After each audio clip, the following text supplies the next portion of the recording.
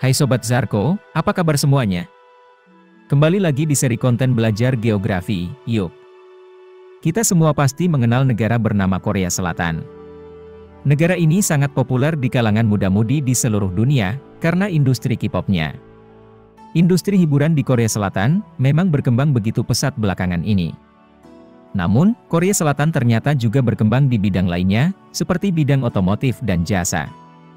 Tapi tahukah kalian, kalau ternyata, kemajuan Korea Selatan saat ini, berangkat dari penderitaan di masa lalu? Simak uraiannya dalam video ini.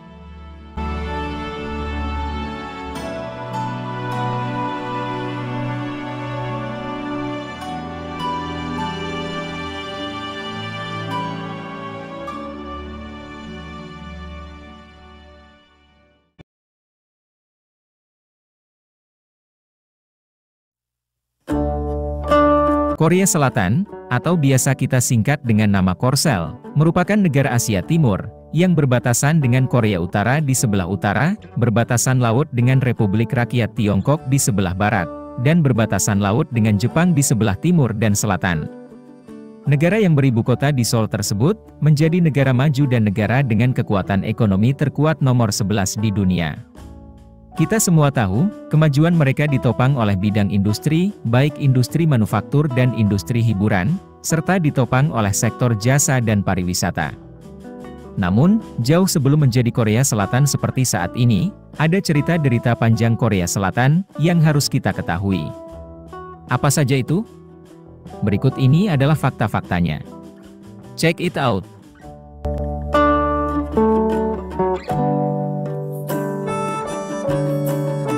Yang pertama, si kecil yang diapit dua raksasa. Bangsa Korea, sebenarnya sudah membentuk komunitas sejak tahun 2000 sebelum Masehi, dengan berdirinya Gojoseon sebagai kerajaan pertama di tanah Korea. Namun, sejak periode tahun Masehi, kekuasaan kerajaan-kerajaan di Korea, tidak pernah langgeng dan meluas. Periode kerajaan-kerajaan di Korea cukup pendek, dan ada kalanya kekuasaan terbagi menjadi beberapa kerajaan di waktu yang sama. Kondisi ini berbeda dengan dua tetangganya, yaitu Tiongkok dan Jepang. Walaupun di Tiongkok juga mengalami pergantian beberapa dinasti, dinasti yang berkuasa pun juga akan menguasai wilayah dinasti yang lainnya. Itu sebabnya, Korea dianggap sebagai si kecil, yang diapit oleh dua raksasa.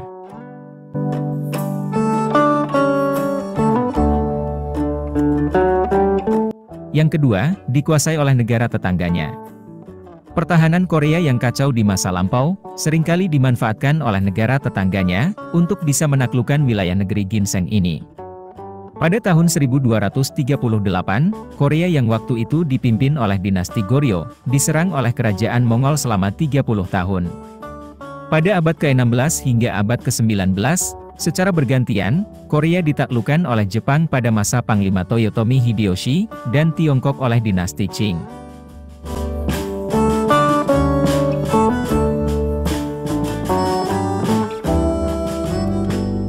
Yang ketiga, penjajahan oleh Jepang. Setelah 200 tahun lamanya, Korea dikuasai Tiongkok mulai abad ke-17 hingga abad ke-19, Jepang kembali berniat merebut Korea dari Tiongkok. Puncaknya, ketika tahun 1905, Jepang berhasil memaksa Korea menandatangani perjanjian Eulsa, di mana isi perjanjian tersebut berisi tentang dimasukkannya Korea sebagai wilayah protektorat Jepang. Kemudian, Jepang secara efektif mulai menjajah Korea sejak tahun 1910. Pada masa itu hingga kemerdekaan Korea di tahun 1945, sumber daya alam Korea dikuras oleh Jepang, dan sebagian besar penduduknya dijadikan sebagai pasukan militer Jepang, dalam menghadapi Perang Jepang-Rusia, serta Perang Dunia Kedua.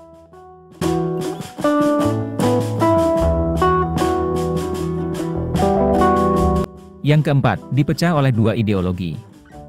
Kemerdekaan Korea dari Jepang di tahun 1945, nyatanya bukan menjadi akhir dari penderitaan. Akibat perang pengaruh ideologi antara Amerika Serikat dan Uni Soviet, wilayah Korea yang dulunya satu, kini terbagi menjadi dua kongsi yang berseberangan, yaitu Korea Utara dan Korea Selatan. Pada tahun 1950, Perang Semenanjung Korea meletus antara kedua negara. Walaupun perang frontal berakhir di tahun 1953 dan disepakati perbatasan antara keduanya, Korea Selatan menderita kerugian yang sangat besar. Sebanyak kurang lebih 700.000 militer Korea Selatan tewas, dan kurang lebih 2 juta jiwa rakyat sipil juga ikut menjadi korban.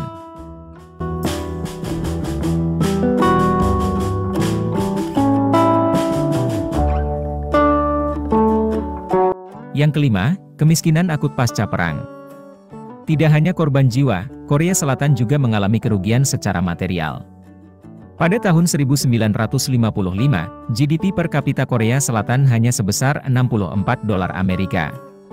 Korea Selatan yang waktu itu bergantung pada sektor pertanian, mengalami keterpurukan secara ekonomi, karena sebagian besar korban sipil yang tewas adalah mereka yang bekerja di sektor pertanian. Krisis ini juga menjadi sebab jatuhnya pemerintahan Syngman Rhee dan diganti oleh kepemimpinan Jenderal Park Chung-hee. Nama terakhir yang disebut menjadi sosok yang membangkitkan Korea Selatan dari keterpurukan.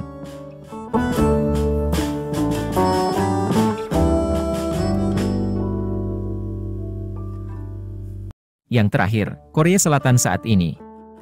Jenderal Park Chung-hee, terlepas dari isu pelanggaran HAM, mengawali proses perubahan sistem ekonomi Korea Selatan.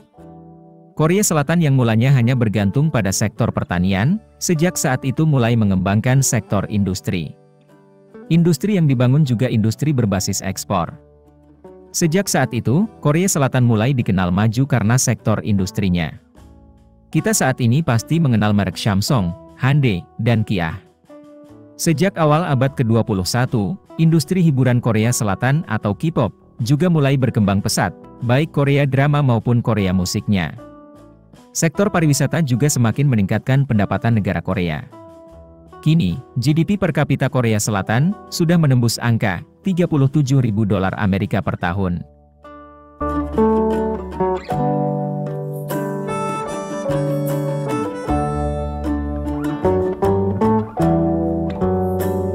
Itulah sejarah dan fakta-fakta tentang sejarah Korea Selatan.